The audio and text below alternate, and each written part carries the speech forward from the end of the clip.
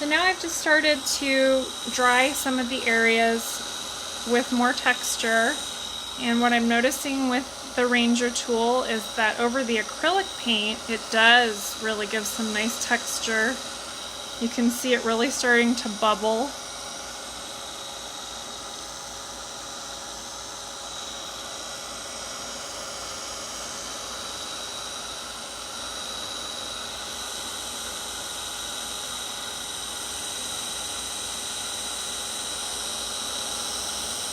Also feels really nice just the little heat blast coming off of the page, because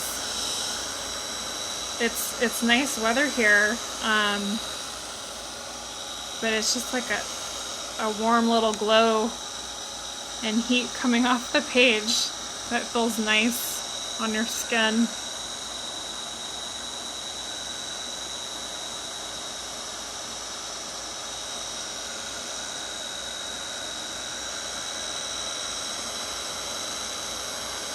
So this is one issue that I do run into when I'm heating a surface and texturizing it with heat, is that some of these bigger bubbles will pop up and they don't stay solid. See, underneath there is a pocket of air, and so I usually have to choose whether I want to burst that bubble, you know, blast it with more heat and it will break apart, or keep it at its puffed up state, which actually it won't stay anyway, because once I close the journal, that little bubble is going to flatten,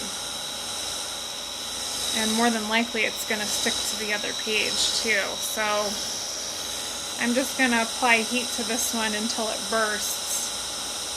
And once it bursts, it gives a crater look, like on the surface of the moon is what I always think of when I see that look. I may need to pierce it with something so that to help it break apart. So I'm just gonna use my little stipple tool here.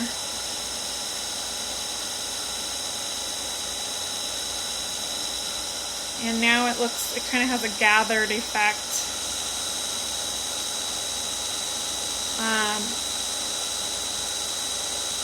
That actually looks really neat. So let me just show you a little bit. I'm not sure how well that's coming through right now, but as you can see, some of those larger bubbles are now flatter against the page, and they have created some really neat texture.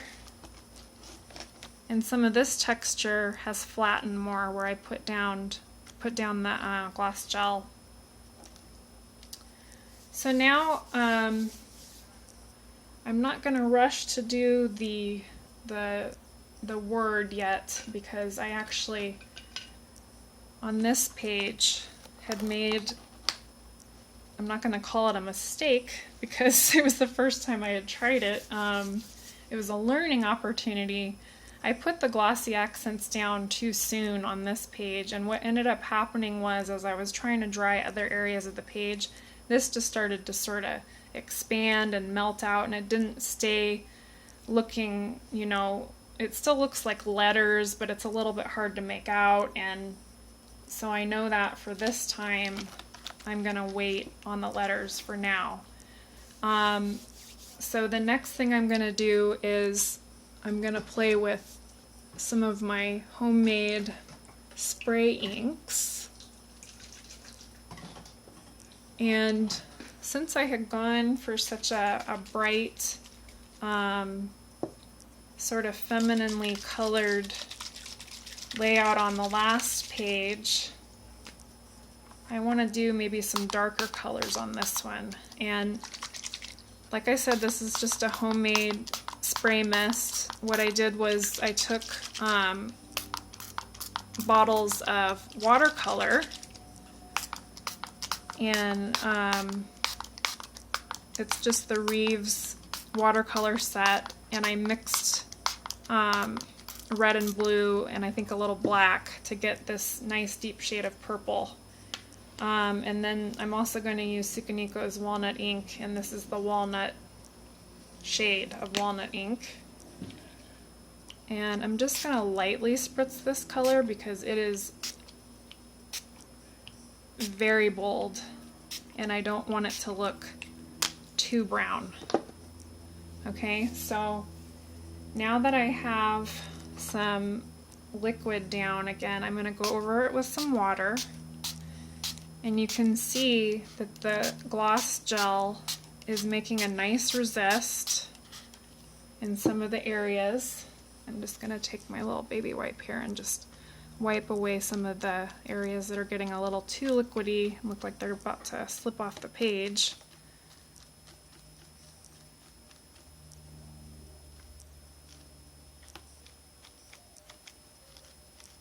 And I sometimes shy away from working with brown.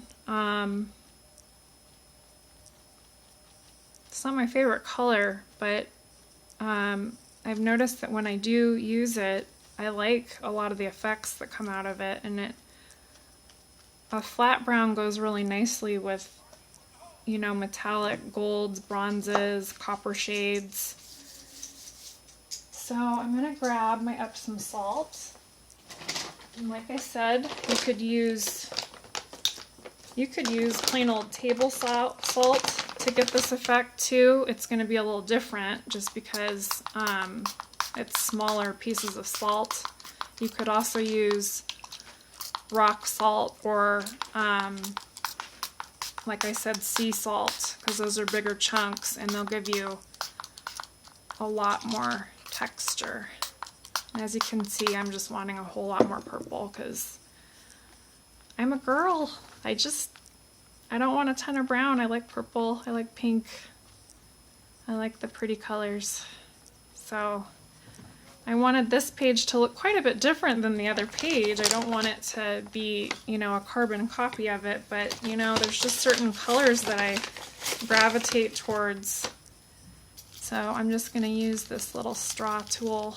This, by the way, came with a pack of embossing powders, and they just give you 2 little straws, and they're so simple.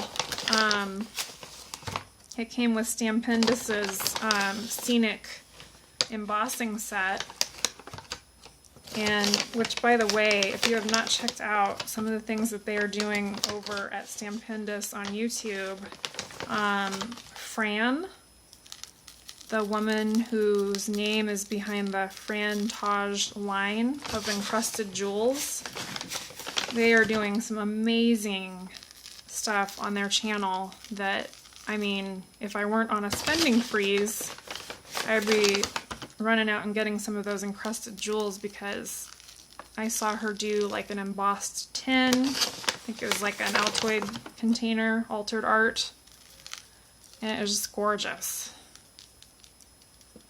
Okay, so you can see that the salt soaks up the paint, and what ends up happening with the salt is that some of it is going to fall away.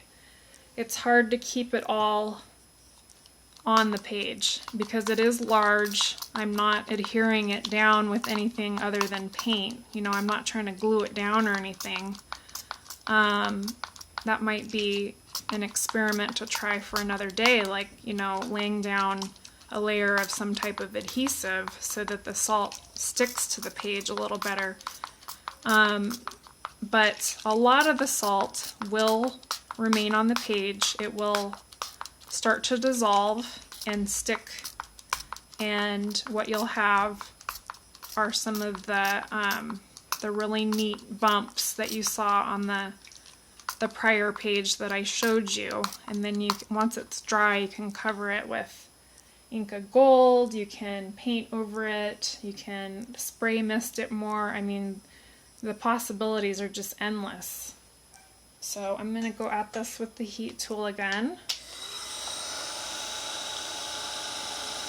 And I would use the Derice because it would go a whole lot faster because it just blasts out so much heat. But again, the sound, I want to still be able to do to talk to you guys as I'm drying, and the loudness of the heat gun just does not work with that. It's just like me turning on an air horn and trying to show you this art project, and it's not fun for the viewers.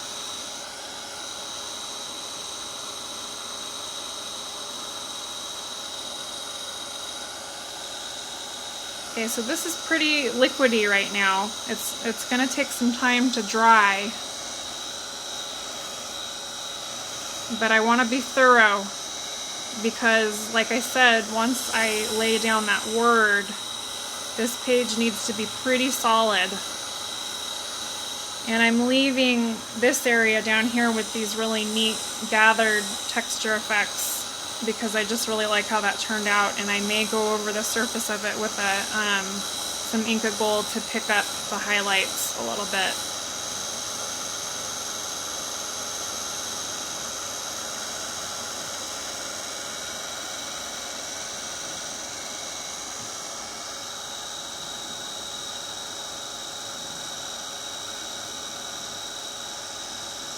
This is definitely turning out to be one of my longer videos.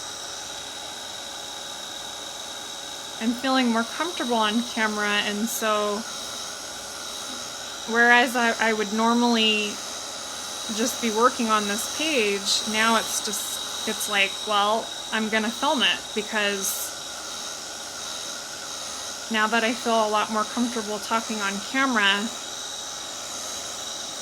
I should be filming the process, because the process to me is as important or more important than the finished product, quite honestly. This is the part of it that I really get the most from, is the process. And then once it's finished, you know, you have something to look at and enjoy or gift or sell possibly. But like I said, for me, the process of creating and trying out new things and taking risks is huge. That's it for me. That's what. And I was telling a friend last night that once I've finished a project, I don't feel an attachment to it, which really surprises me. I used to think that if I made something, it would be really hard for me to sell it because I wouldn't want to part with it because it meant so much to me. And now that I'm realizing that it's so much more about the journey and the process, I realize that I can let go of that finished piece very easily. As long as I take a picture of it before it's gone and pin it on Pinterest. As long as there's a record of it, I would still want to have that, but I wouldn't need to keep the actual piece in my possession.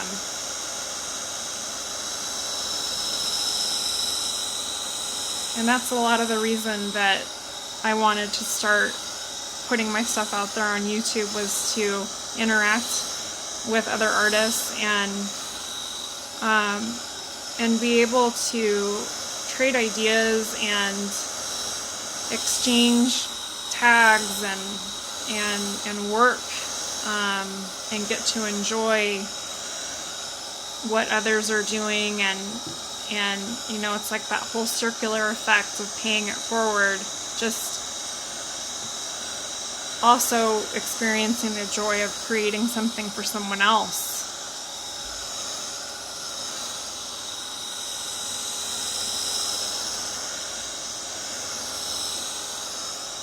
So something really cool is happening, which is that now that the Lumiere paint is very well dry, as you can see, the spray ink mixed in with the Lumiere created a really pretty light blue shade that has a tinge of green in it, and you can still see some of the darker purple spots and where the salt is. And I'm just going to wait a moment, see how hot this is, because I don't want to burn myself, but I'm just going to start going over some of the areas where the salt is and see which pieces are loose and which are pretty well embedded. And I don't want to water that down further. I want actually more color. So I'm going to go over some of the areas where the salt is still loose so that it will dissolve the salt a little bit more and hopefully get it to adhere to the page a little more.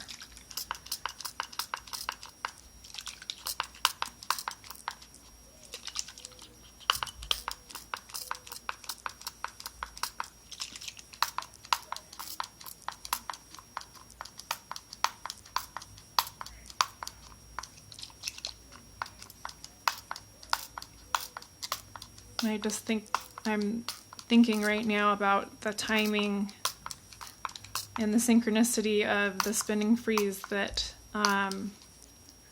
Scrapbina Creations and a couple of other ladies have started, because I have known for several weeks now that I wanted to start downsizing, not just in the craft area but in other parts of my life. And it's awesome. You know, it's kind of like having a workout buddy. You know, there's other people doing the spending freeze, and so you can encourage each other and cheer each other on and do some really creative, inventive things in the meantime while you're not out buying new products. You have all this stuff at home that you can use. And what I'm doing now is, I don't know if it's in frame, I'm just using this baby wipe that has a lot of color soaked into it to give some color to this other page, which has already been gessoed, and just give that a little bit of color and some shapes. So these little areas, I'm just going to clean them up so they don't run off the page. And this area down here is real sturdy and dry. Make sure I'm in frame. Now I'm going to grab the Inca Gold and I'm going to use a little bit of silver and some of the violet. Don't know what I did with my gold, Inca Gold. It's got to be somewhere around the table. I hope that it didn't fall off the table and one of the dogs ate it, because, well, I'd probably already know if they ate it, because bad things would have happened. But